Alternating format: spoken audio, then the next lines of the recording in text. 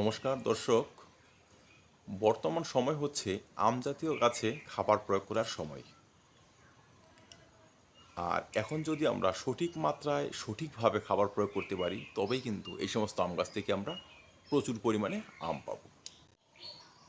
দর্শক, টবের গাছে তো আমরা ইজিলি খাবার ব্যবহার করতে পারি, কিন্তু যে সমস্ত গাছ মাটিতে আছে, বিশেষ করে বাগানের মোটা মোটা বড় বড় গাছগুলো, সে সমস্ত গাছ যেমন ভিন্ন, সে সমস্ত গাছে খাবার দেওয়ার পদ্ধতিও কিন্তু ভিন্ন।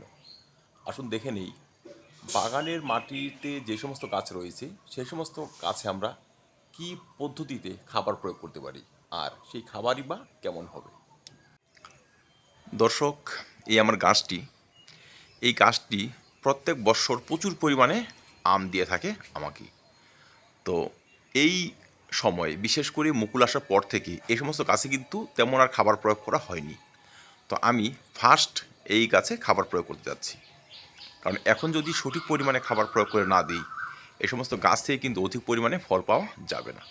তো আসুন দেখি কি পদ্ধতিতে আমরা সেই সমস্ত খাবার প্রয়োগ করব। যেহেতু এরা মাটিতে রয়েছে, এদের শিকড় কিন্তু মাটির অনেক গভীরে চলে গিয়েছে এবং অনেকটা দূরত্বে চলে গিয়েছে।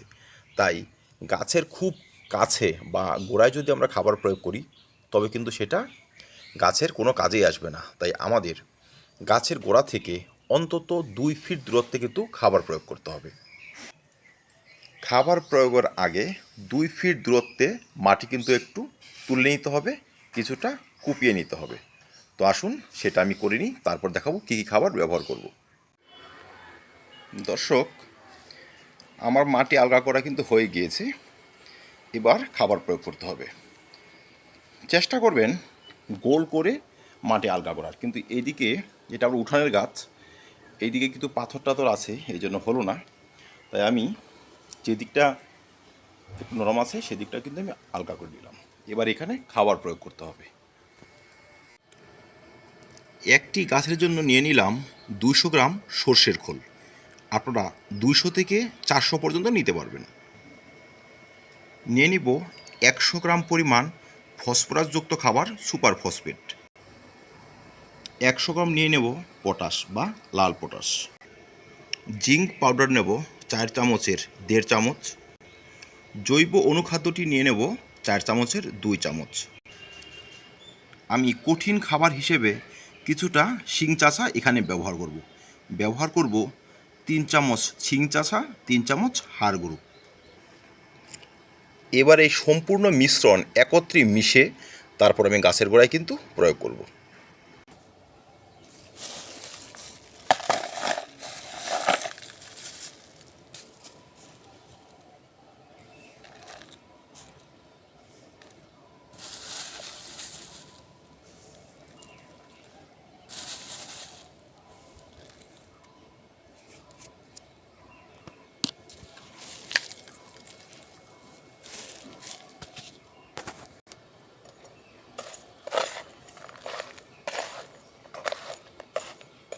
সম্ভব হলে সর্ষের গুঁড়ো ভালো করে গুঁড়ো করে নেবেন, তবে ডিকম্পোস্ট হতে কম সময় লাগবে।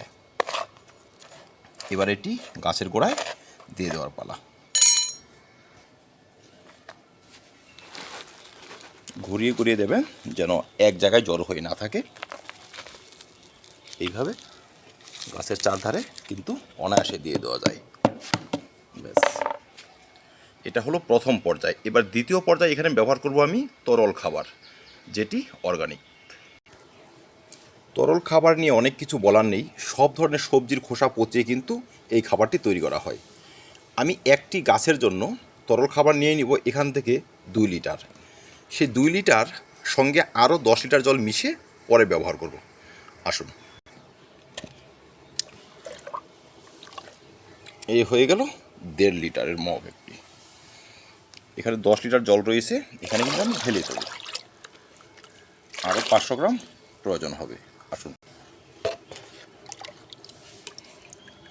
আরও 500 গ্রাম মতো নিয়ে নিলাম। একটু বেশি হলে অসুবিধা নেই, একটু তরল খাবার, সম্পূর্ণ অর্গানিক, কোনো রকমের সাইড এফেক্ট হওয়ার কোনো চান্স নেই। একটু বেশি হয়ে গেলে কোনো সমস্যা নেই। এবার এই খাদ্যের উপর দিয়ে কিন্তু এই খাবারটি আমি প্রয়োগ করে দেব।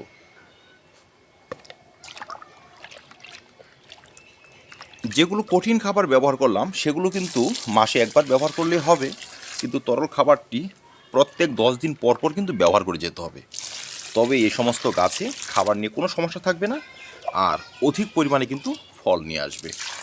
আসুন খাবারটি আগে ব্যবহার করে দিই। খাবার প্রয়োগ কিন্তু হয়ে গেল। এই দেখুন, একটি ড্রেনের আকার নিয়ে নিয়েছে।